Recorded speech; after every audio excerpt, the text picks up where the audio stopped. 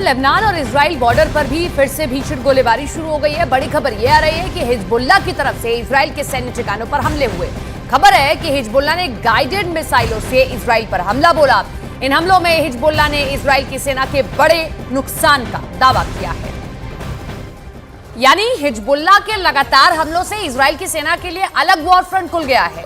एक के बाद एक कई धमाकों से लेबनान और इजराइल की सीमा दहल रही है। हिजबुल्लाह के दावों के मुताबिक इजराइल के कई सैन्य ठिकानों पर हमले किए गए और लेबनान की तरफ से हुए इन हमलों में हिजबुल्लाह के लड़ाकों ने गाइडेड मिसाइलों के इस्तेमाल होने का दावा किया और दावा किया कि लेबनान से सटे इजराइल के सैन्य ठिकानों पर जोरदार हमले किए गए।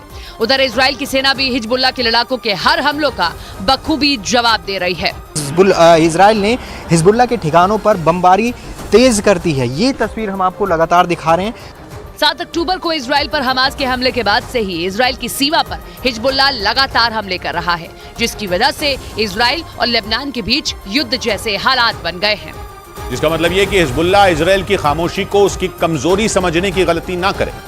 माना जा रहा है कि हिजबुल्लाह पर इजराइल ने अब तक इसलिए ताकतवर हमले नहीं किए हैं क्योंकि वो उसे मिटाने के लिए बड़ा प्लान बना रहा है और नेतन्याहू के इशारे के बाद उस प्लान का पर्दाफाश भी हो गया।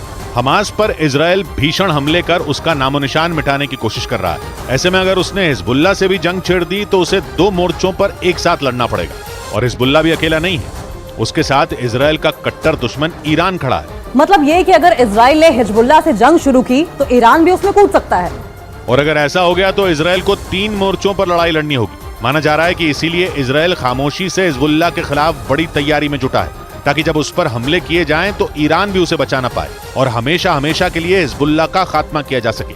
इसीलिए नेतन्याहू ने भी कह दिया कि हमास की बर्बादी के बाद हिजबुल्लाह से हर एक जख्म का हिसाब बराबर किया जाएगा। लेकिन नेतन्याहू का गुस्सा इसलिए भी भड़का है क्योंकि उत्तरी इजराइल की सीमा पर हिजबुल्लाह लगातार बड़ी चुनौती बनता जा रहा है। लेबनान में बनाए अपने ठिकानों से उसने इजराइल पर कई हमले किए हैं, जिसकी वजह से इजराइल के कई लोगों की मौत हो चुकी है।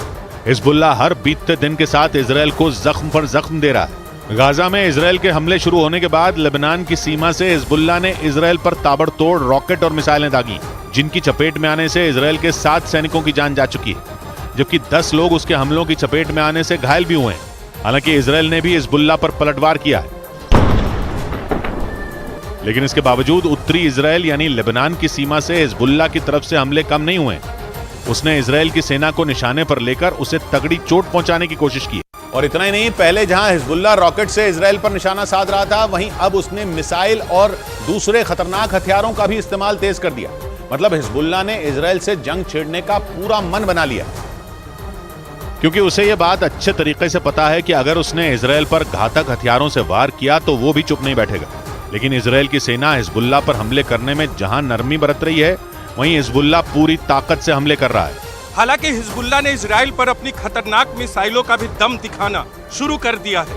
इतना ही नहीं, खबर के मुताबिक हिजबुल्लाह इजराइल पर हमले के लिए टोही ड्रोन की मदद ले रहा है और पहले वो इजराइल के सैनिकों की सटीक लोकेशन का पता लगाता है और फिर उन पर मिसाइलें बरसा देता है। कुछ दिनों पहले ही ऐसी खबरें सामने आई थी कि हिजबुल्लाह को रूस ने अपनी खतरनाक मिसाइलें भेजी ताकि ईरान के दुश्मन इजराइल को घुटनों पर लाया जा सके। ऐसे में जब हिजबुल्लाह के प्रमुख हसन नसरल्लाह ने यह दावा किया कि इजराइल पर घातक मिसाइलों से भी हमले तेज कर दिए गए तो रूस पर भी उंगली उठने लगी।